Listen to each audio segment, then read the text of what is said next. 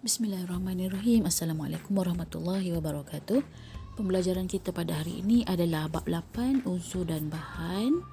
Baiklah, topik yang pertama adalah 8.1 asas jirim.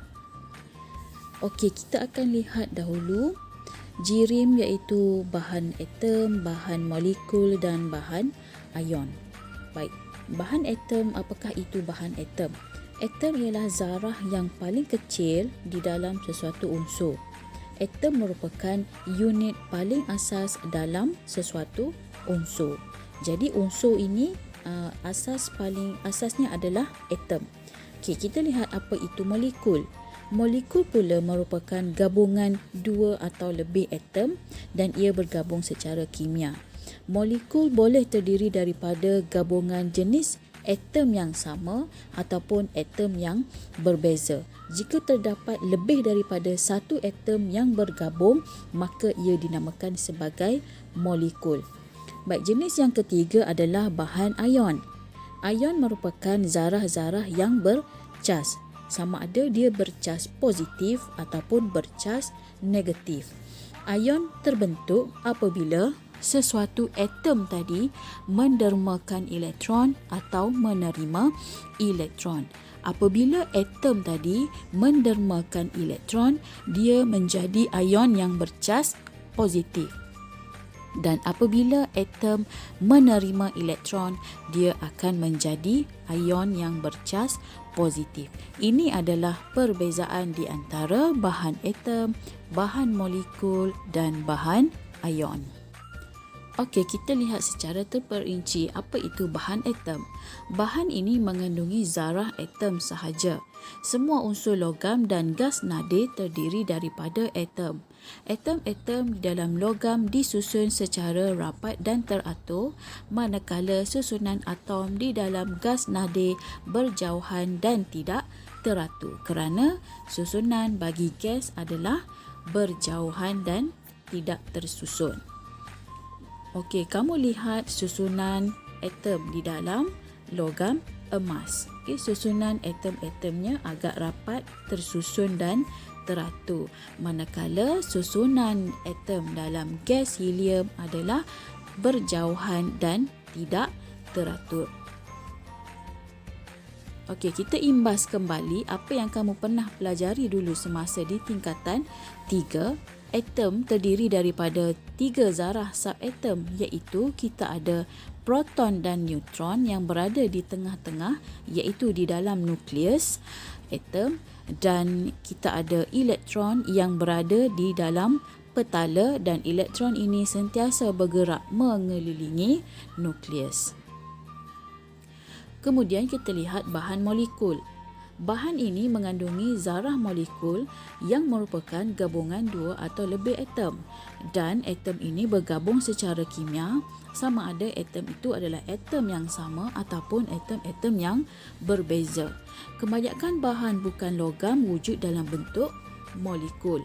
Tindak balas antara unsur bukan logam akan membentuk sebatian yang wujud dalam bentuk molekul.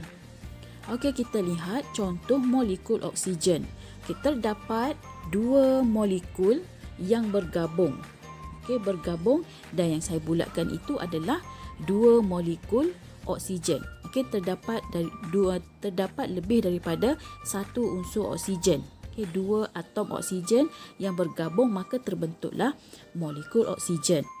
Dan dalam air laut, okey, terdapat molekul-molekul air, dan kamu lihat satu molekul air terdiri daripada 3 atom, iaitu dua unsur oksigen, dua unsur hidrogen dan satu unsur oksigen. Jadi terdapat 3 atom yang membentuk satu molekul air. Baiklah, seterusnya ialah bahan ion. Bahan ion terbentuk daripada tindak balas antara unsur logam dengan unsur bukan logam. Bahan ini mengandungi ion positif dan ion negatif. Okey, kamu perhatikan gambar di sebelah. Terdapat ion positif dan ion yang ditandakan dengan simbol negatif. Jadi itu adalah bahan ion. contoh bahan ion ialah natrium klorida. Okey, garam biasa yang digunakan di rumah untuk memasak merupakan contoh bahan ion. Nama sains bagi garam biasa ialah natrium klorida, yang mana natrium merupakan ion positif dan klorida merupakan ion negatif. Dan natrium klorida merupakan bahan ion. Baiklah, kita lihat kewujudan unsur dalam pelbagai bentuk. Unsur boleh wujud dalam bentuk atom, molekul atau ion. Kita lihat contohnya unsur ferrum.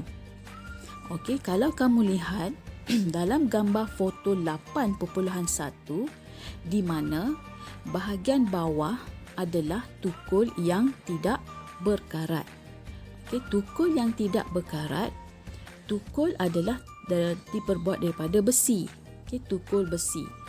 Besi adalah ferrum.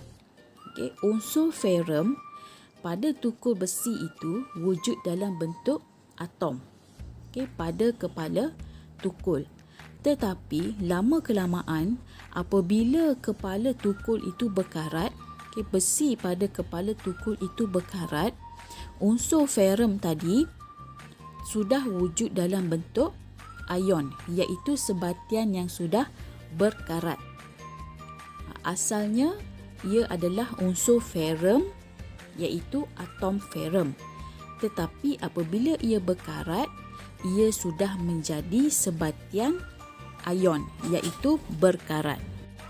Okey, kita lihat contoh yang kedua. Jus limau dan udara. Okey, unsur hidrogen yang wujud dalam bentuk ion di dalam jus limau. Dalam jus limau terdapat unsur hidrogen, tetapi dalam bentuk ion hidrogen. Dalam udara juga terdapat unsur hidrogen, tetapi hidrogen itu wujud dalam bentuk molekul. Jadi inilah yang dikatakan unsur-unsur yang sama tapi boleh wujud dalam pelbagai bentuk.